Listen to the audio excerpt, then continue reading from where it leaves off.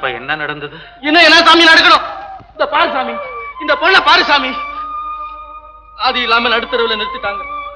பாவம், பேருக்கு ஒரு அம்மான்னு இருந்தாங்க, அதையும் கொண்டு போட்டாங்க. அதான் அந்த நலகலகண்ட ஆளுங்க. குழந்தை இங்க வாம்மா. கவலைப்படாதே அம்மா. முருகா. ஆமா, எங்க கிட்ட சத்தியம் வாங்கு. நாங்க சாவறத பார்த்து நீ முருவா முருவான்னு சொல்லி மனை கட்டுக்கிட. உனக்கு என்ன சாமி? இத பாரு, உன் சத்தியத்துக்காக திருடன்னு சொல்லி நெச சொன்னேன் நானு. அதுக்காக இந்த பொண்ணு என்ன வீட்டுல ஒளிச்சு வச்சிருந்துச்சுன்னு சொல்லி இதை பிடிச்சு சித்திரவதை செய்துட்டாங்க. இதான சாமி சத்தியத்துக்கு கிடைக்கிற சம்மானம்? முருகா முருகா. உங்க பிராட்டி சத்தியத்தை காத்துல விட்டவங்க எல்லாம் நல்லா இருக்கணும், காப்பாத்துறவங்க கஷ்டப்பட்டு சாவணும். சாமியே, எனக்கு வானா சாமி இந்த சத்தியமும் சங்கடமும். நீயே வச்சுக்க. ஆத்திரப்படாதேப்பா.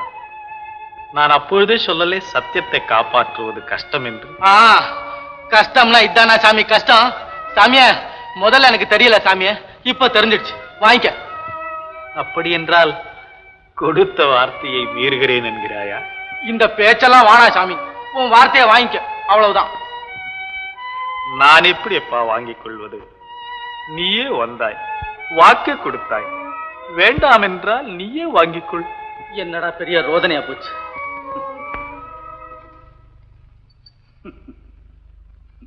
பாரப்பா, உனக்கு ஹரிச்சந்திரன் கதை தெரியுமா? ஏன் சாமி அதெல்லாம்?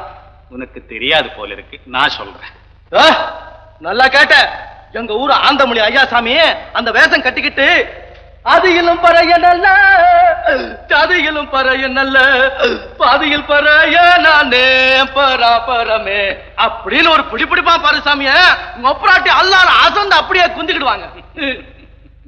ஆமாப்பா, பாரு, அந்த ஹரிச்சந்திரன் சத்தியத்தை காப்பாற்றுவதற்காக தன் பத்னியை விட்டான், பாலகனை இழந்தான், தான் சுடுகாட்டை காத்தான். முடிவில் என்ன நடந்தது தெரியுமா? சத்தியம் வென்றது, சதி மறைந்தது. அதுதானப்பா சத்தியவிரதத்தின் மகிமை.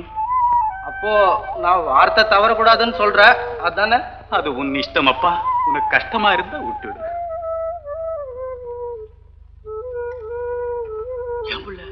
என்ன செய்யலாம்? பெரியவங்க எப்பவும் வார்த்தை தவற மாட்டாங்க.